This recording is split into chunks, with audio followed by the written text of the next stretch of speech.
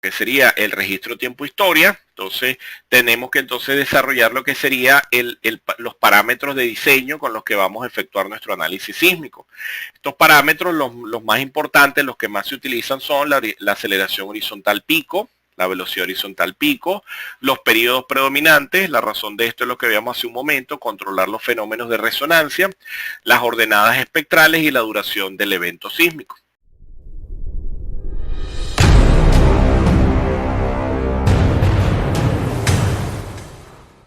¿Okay? De forma tal de que yo al tener una familia de registros tiempo-historia puedo entonces construir espectros como el que vemos acá, y fíjense que puedo hacer espectros para diferentes valores de amortiguamiento.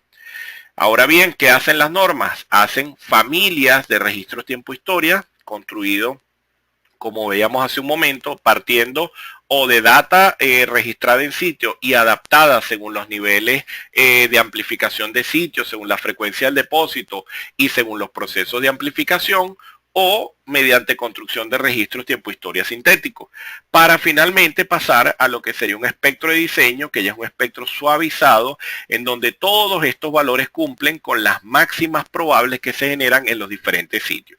Obviamente, como no podemos diseñar con un único espectro todas nuestras condiciones geotécnicas, entonces las normas incorporan ciertos coeficientes de modificación del terreno, coeficientes de aceleración, etcétera, que dependen de propiedades geotécnicas como, por ejemplo, la velocidad de onda de corte, que la podemos estimar de forma análoga con el número de golpes SPT, mediante el ensayo CPT también, etcétera, ¿okay?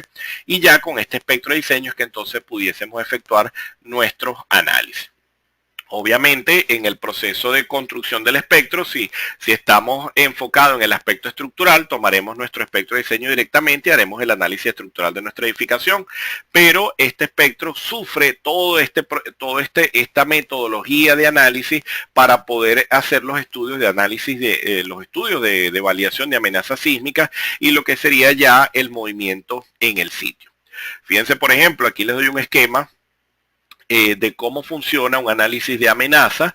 Nosotros por lo general tenemos un análisis de amenaza en un sitio que puede ser un país o una localidad, ¿ok? Y este análisis de amenaza puede hacerse de forma determinística o probabilística, de forma tal que yo tengo el movimiento esperado en el sitio A, ¿ok?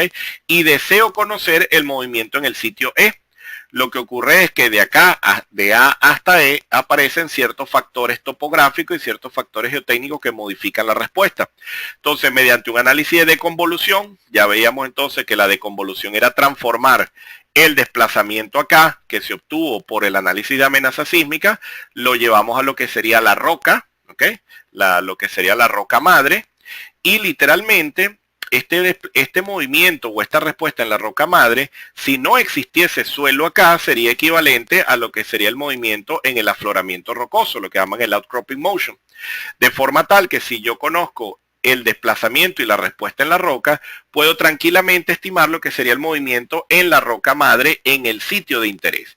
¿Qué es lo que aplico acá? Hago un análisis de convolución, ya no de deconvolución, sino de convolución, es decir, que voy del punto D al punto E y puedo entonces obtener lo que sería el movimiento en superficie. Pasar desde el punto A hasta el punto E es simplemente una resolución de transformada mediante el uso de transformada de Fourier para ir convirtiendo lo que son los desplazamientos en sitio que se obtuvieron por estudios de amenaza sísmica y transformarlo en desplazamiento en el sitio de interés, en vista de que esta extensión probablemente no representa lo que ocurre en el estudio de amenaza sísmica original. Los estudios de amenaza sísmica originales, ya para países, regiones, etcétera, se desarrolla mediante, por ejemplo, algo que llamamos leyes de atenuación, donde cuando se genera el sismo en diferentes localidades hay un proceso de atenuación desde la falla hasta las diferentes regiones, y con esos procesos de atenuación es que se estiman las máximas en el terreno, pero obviamente el proceso no es infalible y podemos entonces obtener muchas respuestas diferentes en los sitios, que fíjense en este caso que el espesor del suelo aumenta, obviamente aquí habrá un proceso de amplificación diferente. Fíjense la onda que está dibujada acá, y este proceso de amplificación es el que uno busca caracterizar mediante un estudio de amenazas ya de lo que sería respuesta sísmica del sitio, ¿okay? Este es el procedimiento general. ¿Qué podemos decir entonces? Que estos espectros de diseño que se utilizan en las normas actualmente tienden a construirse en función de las provisiones de los códigos, lo que se realiza usualmente en la práctica. Estos códigos de diseño consideran el efecto de sitio mediante agrupación de perfiles. Hacemos una familia de perfiles para obtener la respuesta total, ¿no? O una familia de respuestas. Vamos a ver entonces que los códigos obviamente serán más conservadores en la mayoría de los casos, debido a que especifican niveles de movimiento mucho más altos que los que se obtienen.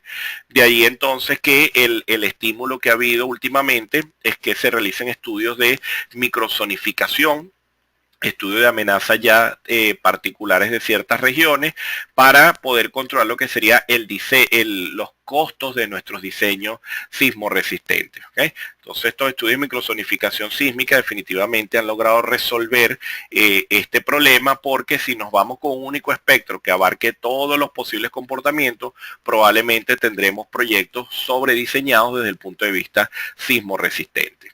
En los Estados Unidos, por ejemplo, existe la página web del USGS, que me indica toda la amenaza sísmica de los Estados Unidos de forma detallada. También tiene data importante de diversas regiones del mundo, y los software permiten hacer análisis de amenaza sísmica y de respuesta sísmica. Software, como les comentaba hace un momento, como el Shake y otros, permiten entonces cuantificar los movimientos de entrada para calibrar lo que serían las amplitudes, aceleraciones, deformaciones, etcétera. Permiten calcular esfuerzos y deformaciones en diferentes estratos, y podemos hacer análisis ya de suelos estratificados, graficar movimientos para cada estrato, e incrementar lo que serían los intervalos en los registros. O sea, podemos hacer variaciones de los registros sísmicos que estemos utilizando. Podemos graficar las historias de esfuerzo, incorporan muchas leyes de atenuación para ver las diferentes respuestas sísmicas. Los análisis de licuación se realizan de forma muy elegante también con estas herramientas, porque podemos obtener las fuerzas cortantes que se desarrollan en el suelo, lo que sería la resistencia, lo que serían los factores de seguridad asociados ante fenómenos de licuación, la licuación inducida, etcétera. Y podemos también construir nuestros espectros ya de sitio, ya un espectro de respuesta de sitio, a partir del uso de diferentes terremotos